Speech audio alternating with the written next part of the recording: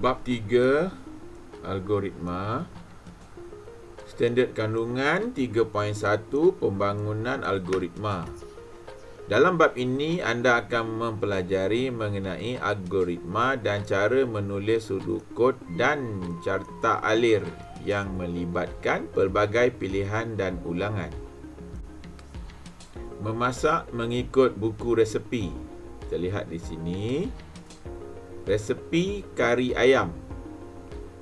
Bahan-bahan: 3 ketul ayam, 2 sudu besar serbuk kari daging, 1 kuntum bunga lawang, 1 batang kayu manis, 1 kuntum bunga cengkeh, setengah biji bawang besar, 2 ulas bawang putih, 1 biji kentang, garam dan gula.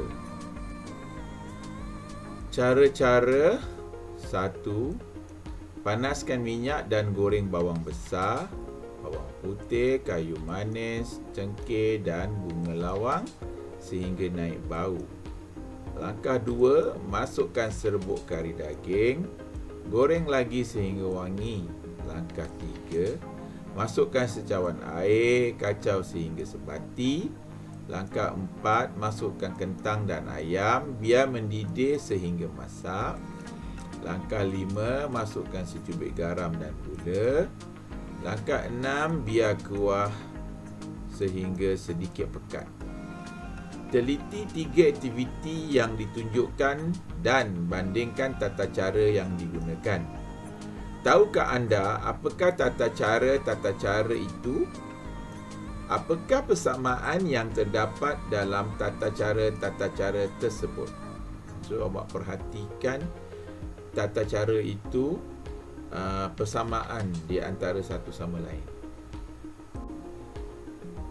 Kita lihat di sini cara menggunakan kalkulator saintifik untuk mencari nilai 3.9 kuasa 3. Tekan 3, tekan titik, tekan 9, tekan simbol X, ada 3 kecil kat atas tu. X kuasa 3 dan tekan sama dengan. Ini cara dia untuk mencari nilai 3.9 kuasa 3. Kata kunci: algoritma carta alir dua pilihan input output, pelbagai pilihan pengendali hubungan, pilihan tunggal, sudut kod, ralat, semakan kualiti, semakan meja, ujian syarat dan ulangan. Antara aktiviti yang biasa dilakukan dalam kehidupan seharian: membuat isian semula kredit telefon bimbit. Pada telefon bimbit anda, langkah 1, tekan star 123 star, diikuti 16 angka nombor isian semula dan tekan hash dan tekan panggilan. Langkah 2, semak SMS yang diterima untuk mendapatkan baki terkini. Standard pembelajaran: pada akhir pembelajaran, murid boleh menulis sudut kod dan melukis carta alir pelbagai pilihan dalam penyelesaian masalah, menulis sudut kod dan melukis carta alir yang melibatkan ulangan, mengesan ralat daripada sudut kod dan carta alir dalam penyelesaian masalah, menghasilkan sudut kod dan carta alir yang melibatkan gabungan pelbagai pilihan dan ulangan. 3.1 Pembangunan algoritma. Setiap masalah boleh diselesaikan dengan melaksanakan satu siri tindakan mengikut urutan yang tertentu. Tata cara yang menyatakan tindakan-tindakan yang perlu dilaksanakan dan urutan tindakan untuk menyelesaikan sesuatu masalah dikenali sebagai algoritma. Algoritma dalam pengaturcaraan komputer menyatakan dengan jelas urutan langkah atau tindakan yang perlu dilaksanakan oleh komputer agar dapat memperolehi output yang diingini. Perkara-perkara penting semasa menulis algoritma. Semasa pembangunan algoritma, perkara penting yang berikut harus dipatuhi. A.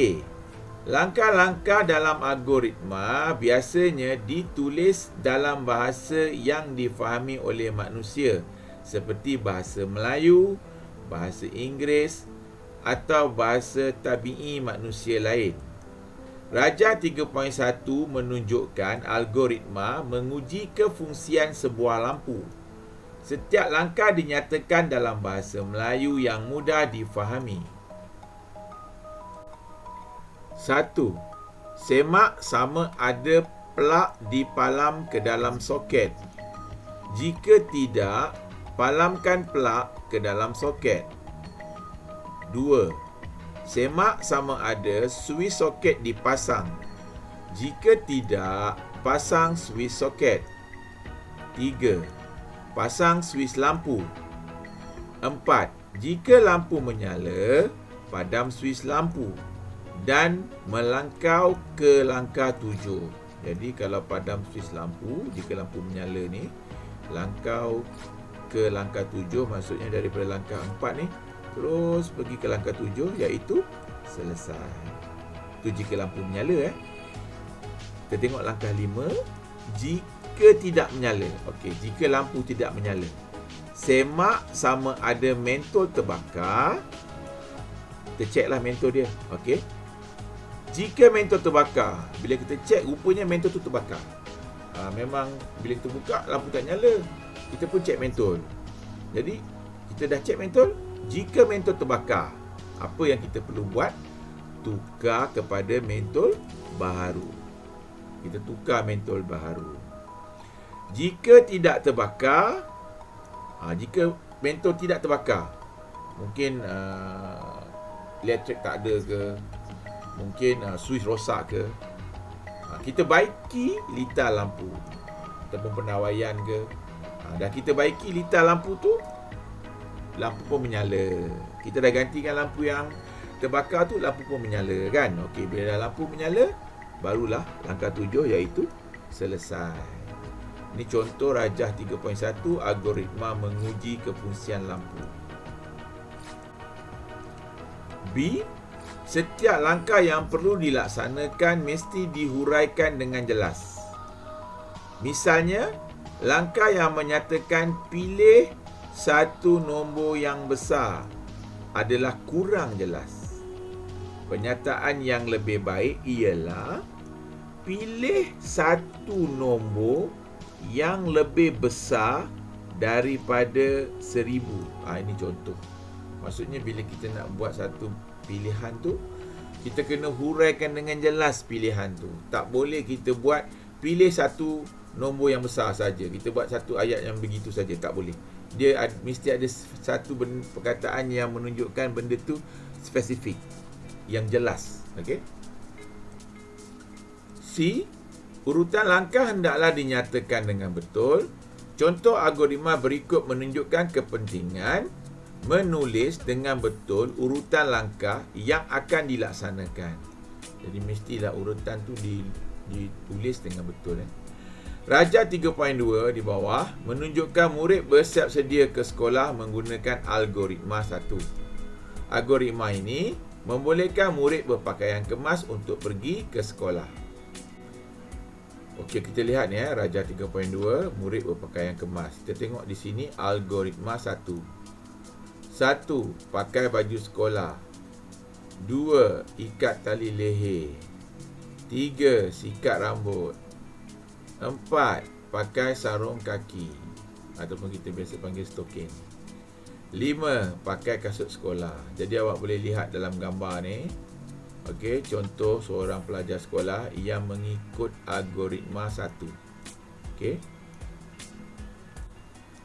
Jika urutan langkah dalam algoritma diubah sesuai seperti yang ditunjukkan dalam Rajah 3.3 di bawah, sekejap lagi kita lihat murid yang mengikuti algoritma ini akan kelihatan tidak kemas. Okey, kita lihat.